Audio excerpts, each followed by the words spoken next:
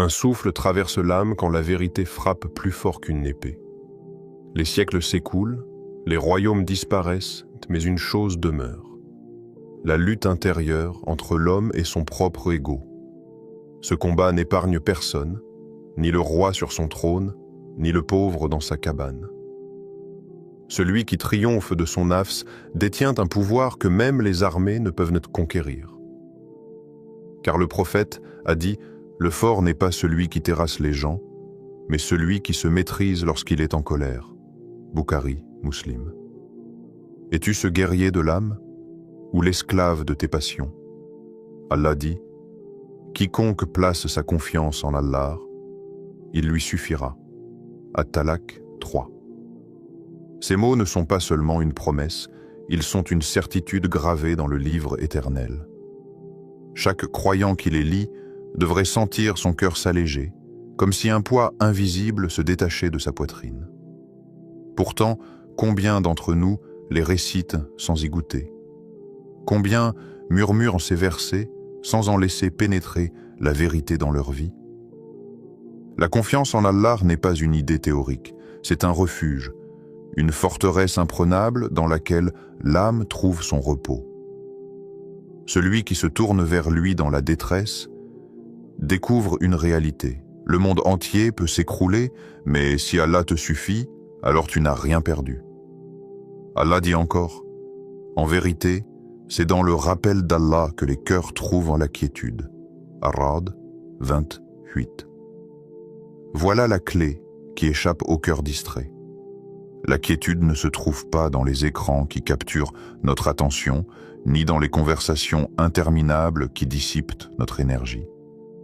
Elle ne se trouve pas dans la richesse qui éblouit un instant, mais laisse vide le lendemain. Elle ne se trouve que dans le dhikr, ce lien intime entre l'homme et son Seigneur. Chaque fois que la langue s'humidifie par « Subhanallah »,« Alhamdulillah »,« La ilaha illallah », c'est comme si une pluie douce tombait sur une terre sèche. Le cœur se purifie, se nourrit et se fortifie. Ibn Taymiyyah disait « Le dhikr est à l'âme ce que l'eau est au poisson. Que devient le poisson sans eau?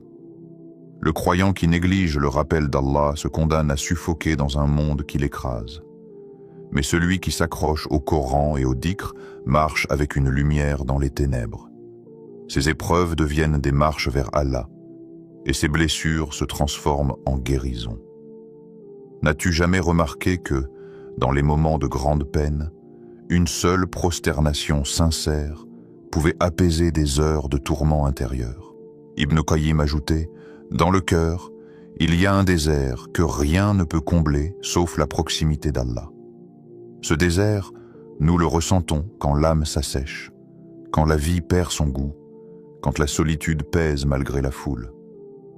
L'homme court vers les distractions, mais chacune s'efface rapidement comme une ombre au coucher du soleil.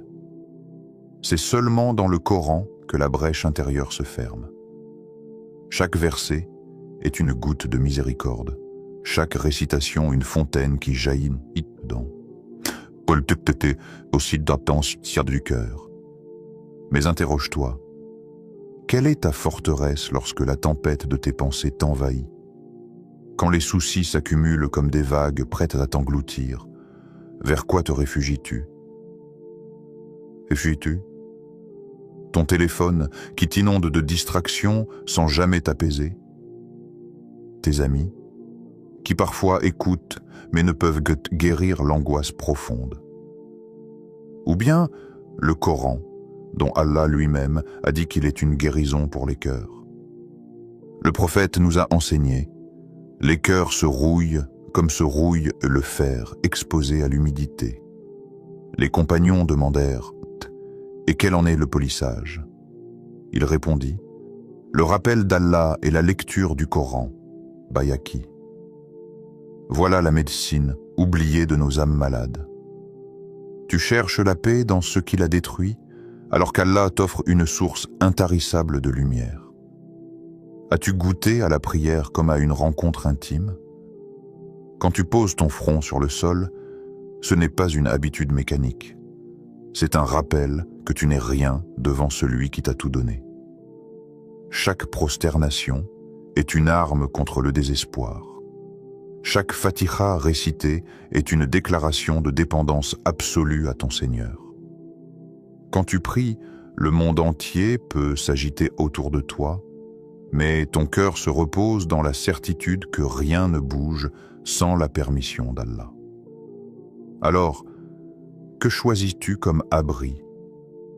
Les murs fragiles de ce bas monde ou la forteresse inébranlable du Dhikr et du Coran? Car en vérité, Allah a déjà dit « Quiconque place sa confiance en Allah, il lui suffira. » Et cette promesse, nul ne peut l'annuler. As-tu déjà senti ton ego s'enflammer quand une parole blessante t'a été adressée? Ce feu intérieur, cette chaleur qui monte du cœur vers la gorge, ce désir irrépressible de répondre plus fort, plus durement, comme si ta dignité dépendait d'un mot de vengeance. C'est à cet instant que ton vrai combat commence. Ibn Qayyim disait « La patience face aux passions est la véritable noblesse de l'homme. » Mais combien parmi nous échouent au seuil de ce combat? Car l'ego n'accepte pas l'humiliation, il crie, il exige, il veut dominer. Pourtant, l'âme qui se soumet à Allah choisit le silence, choisit la maîtrise, choisit d'être noble même quand le cœur brûle de répondre. Regarde en toi-même. Combien de fois ta langue a-t-elle blessé plus qu'une lame? Les mots sortent vite, mais ils laissent des cicatrices profondes. Le prophète nous a avertis, celui qui croit en Allah et au jour dernier, qu'il dise du bien ou qu'il se taise. Bukhari.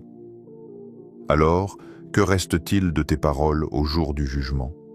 Seront-elles comptées comme des épées qui ont tranché les cœurs et détruit des amitiés, ou comme des perles de sagesse déposées dans ton livre des actes? Tes mots sont des témoins. Chaque syllabe prononcée reviendra vers toi comme une ombre fidèle, soit pour t'élever, soit pour t'écraser. Fais le silence un instant, et imagine-toi au jour où Allah rassemblera toute l'humanité. Tes mains parleront, tes pieds témoigneront, ta langue récitera ce qu'elle a dit.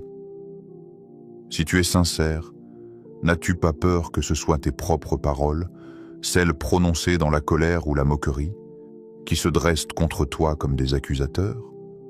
Toi qui pensais être fort en répondant, n'étais-tu pas en réalité faible en cédant à ton ego?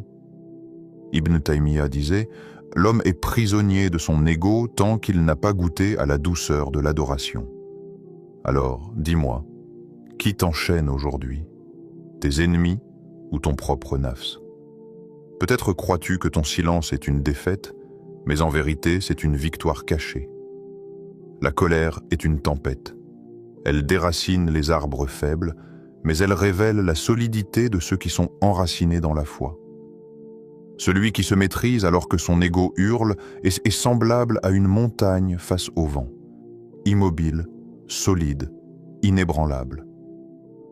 Et toi, qu'es-tu dans tes moments de colère? Une feuille emportée par la tempête ou une montagne dressée vers le ciel? Rappelle-toi cette vérité. Allah connaît les secrets des cœurs. Tu peux sourire en apparence, te taire extérieurement, mais si ton cœur bouillonne de rancune, alors ce feu continue de te consumer. Le véritable djihad intérieur ne s'arrête pas au silence des lèvres, il exige la paix du cœur. Le prophète a dit « Le musulman est celui dont les autres musulmans sont à l'abri de sa langue et de sa main. » Muslim.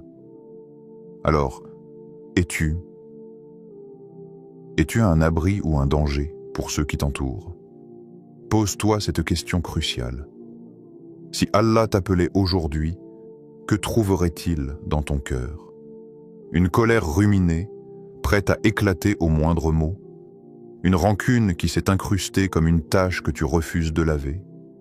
Ou bien une sérénité douce, née de la certitude que tout est entre ses mains et que nul tort subi n'échappe à sa justice? Peut-être as-tu été insulté hier, peut-être as-tu été humilié aujourd'hui, et peut-être seras-tu éprouvé demain, mais chaque fois, tu as une occasion de triompher ou d'échouer. La victoire ne se mesure pas au volume de ta voix, mais à la capacité de ton cœur à rester pur malgré la provocation. Al-Ghazali disait « Le cœur est comme un miroir. Plus il est purifié, plus il reflète la lumière de la vérité. Si ton cœur est obscurci par la colère, comment pourra-t-il refléter cette lumière? Alors interroge-toi profondément. As-tu dompté ton ego? Ou est-ce lui qui te monte en selle et t'utilise comme son cheval? Car à chaque instant, tu es soit le maître de ton nafs, soit son esclave. Et ce choix, personne ne peut le faire à ta place. Dans les geôles sombres de Damas, Ibn Taymiyyah, l'un des plus grands savants de l'islam, était enfermé. Les murs de pierre suintaient d'humidité, l'air était froid et saturé de silence, seulement brisé par les bruits lointains de pas de gardien. On aurait pu croire qu'un tel isolement briserait un homme, que l'absence de liberté étoufferait son esprit. Mais Ibn Taymiyyah répétait inlassablement ces mots. « Qu'ai-je à craindre? Mon paradis est dans mon cœur. » Ses ennemis avaient cru l'enchaîner, mais en vérité, il vivait libre. Car sa liberté ne dépendait pas de murs ou de clés, mais de son lien avec Allah. C'est dans ce cachot que sa lumière intérieure brilla le plus fort, comme une flamme qui ne fait que grandir lorsqu'on tente de l'étouffer. Les épreuves n'ont jamais été absentes de la vie des grands savants. L'histoire regorge d'exemples où la prison, l'exil, la pauvreté ou l'hostilité ont façonné des âmes indestructibles. L'imam Ahmad ibn Hanbal, par exemple, fut emprisonné et fouetté parce qu'il refusait de plier face aux autorités qui voulaient imposer une doctrine déformée concernant le Coran. Malgré les coups, son cœur ne fléchit pas. Il portait en lui une certitude inébranlable. La vérité se défend par la patience et la constance. Et c'est ainsi que son nom devint un phare pour les générations après lui. Ces hommes n'étaient pas façonnés par la facilité. Leurs âmes furent polies comme des épées dans la pierre dure de l'épreuve. Ibn Taymiyyah, dans ses lettres depuis la prison, écrivait à ses élèves avec une sérénité désarmante. Il leur enseignait que l'isolement pouvait être une bénédiction, une occasion de se consacrer au dhikr et à la méditation. Il disait « Qu'ils fassent de moi ce qu'ils veulent, mon exil est une retraite, ma prison est une solitude pour adorer Allah. Et ma mort est un martyr. » Quelle grandeur dans ces mots! Voilà un homme que ni les chaînes, ni les menaces, ni les persécutions n'ont pu réduire au silence. Et toi, réfléchis à cette image. Ta cellule n'est peut-être pas faite de pierre, tes poignets ne portent pas de fer. Mais n'es-tu pas prisonnier de tes propres passions? Certains vivent libres en apparence, mais leurs cœurs sont enchaînés par la colère, la jalousie, l'avidité. Leur cage est invisible, mais bien plus lourde que celle des murs. Qu'est-ce qui t'emprisonne? La dépendance à l'opinion des autres, la peur de perdre, l'attachement à ce monde qui t'engloutit. L'histoire de ces savants est une invitation à te mesurer toi-même. Si Ibn Taymiyyah pouvait trouver la paix dans un cachot, pourquoi toi ne trouves-tu pas la sérénité dans ton confort? Si l'imam Ahmad pouvait supporter les coups sans renoncer à la vérité, pourquoi toi renonces-tu si vite à tes principes face à une petite épreuve? Les ténèbres de leurs cellules sont devenues des lumières pour leurs âmes. Et toi, as-tu transformé tes épreuves intérieures en tremplin vers Allah, ou t'y noies-tu comme un prisonnier résigné? Al-Ghazali écrivait « Celui qui n'a pas traversé l'épreuve ne connaît pas la profondeur de son cœur. » Ces figures historiques n'étaient pas des hommes ordinaires. Ils ont accepté l'épreuve comme une forge. Ils savaient que l'or ne devient précieux qu'après avoir traversé le feu, et que l'âme ne devient noble qu'après avoir supporté les tempêtes. L'histoire ne retient pas leurs souffrances comme des tragédies, mais comme des victoires invisibles. Car leur vraie grandeur ne réside pas dans les livres qu'ils ont écrits, mais dans la patience qu'ils ont incarnée. Leur vie témoigne d'une vérité universelle. La véritable prison n'est pas faite de murs, mais de passions incontrôlées. Et la véritable liberté ne s'obtient pas en brisant ses chaînes, mais en domptant son ego et en plaçant son cœur entre les mains d'Allah. Le cœur est un jardin. Invisible aux yeux des hommes, mais connu parfaitement d'Allah, il est tantôt fertile, tantôt désertique. Si tu le négliges, les ronces du nafs s'y installent. L'orgueil devient une épine, la jalousie un buisson sec, la colère une herbe empoisonnée. Peu à peu, elles étouffent toute lumière, empêchant l'âme de respirer. Mais si tu l'arroses avec le dhikr, si tu l'illumines de la récitation du Coran, ce jardin se transforme en oasis. Les fleurs de la sincérité s'y ouvrent, les palmières de la patience s'y élèvent, et les ruisseaux de la miséricorde y coulent doucement. Dans ce jardin apaisé, le cœur goûte à la quiétude dont Allah a parlé. En vérité, c'est dans le rappel d'Allah que les cœurs trouvent la quiétude. Ar-Ra'd 28. Al-Ghazali disait « Celui qui connaît son âme connaît son Seigneur ». C'est une clé poétique et mystérieuse. L'âme, lorsqu'elle est observée avec sincérité, devient un miroir qui reflète la grandeur d'Allah. Quand tu contemples tes faiblesses, tu découvres sa force. Quand tu reconnais ton ignorance, tu devines son savoir infini. Quand tu avoues tes manquements, tu réalises l'étendue de sa miséricorde. Mais comment connaître son âme si l'on refuse de l'écouter? L'homme fuit souvent son propre silence, de peur d'y entendre la voix de ses passions indomptées. Pourtant, c'est dans ce silence que s'apprend la vérité. Le nafs est semblable à un cheval sauvage. Si tu le laisses courir sans bride, il t'entraînera dans les ravins de la désobéissance. Il galopera vers les plaisirs éphémères, te laissant épuisé et brisé. Mais si tu le domptes, si tu poses sur lui la bride de la prière et la selle de la discipline, il deviendra une monture noble qui t'élèvera vers les hauteurs spirituelles. Chaque salat est une bride qui empêche ton ego de fuir vers le chaos. Chaque prosternation est un pas qui rabaisse ton orgueil et élève ton âme. Chaque larme versée dans le secret de la nuit est une pluie qui lave les poussières de ton cœur. Ibn Qayyim comparait les larmes de la sincérité à un parfum qui monte jusqu'au ciel. Elles ne sont pas des signes de faiblesse, mais des marques de victoire. Quand ton cœur se brise devant Allah, ce n'est pas une défaite, c'est la plus belle des conquêtes. Car celui qui s'effondre devant son Seigneur se relève plus fort que 1000 guerriers. Ibn Taymiyyah disait « L'adorateur sincère est plus fort seul dans sa cellule qu'une armée entière sur le champ de bataille. » Voilà la puissance d'un cœur dompté. Mais écoute cette question.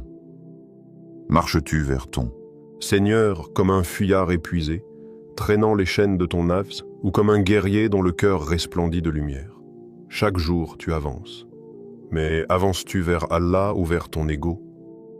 Les pas que tu fais ne sont pas seulement physiques, ils sont spirituels. Ton regard, tes paroles, tes gestes, chacun d'eux est une graine plantée dans ton jardin intérieur. Quelle récolte prépares-tu pour demain? Les poètes soufis disaient « Le cœur est une lampe. Si tu l'alimentes d'huile pure, il brillera jusqu'au trône. » Ainsi, chaque dhikr est une goutte d'huile, chaque ayah récité une flamme qui éclaire l'obscurité de ton âme.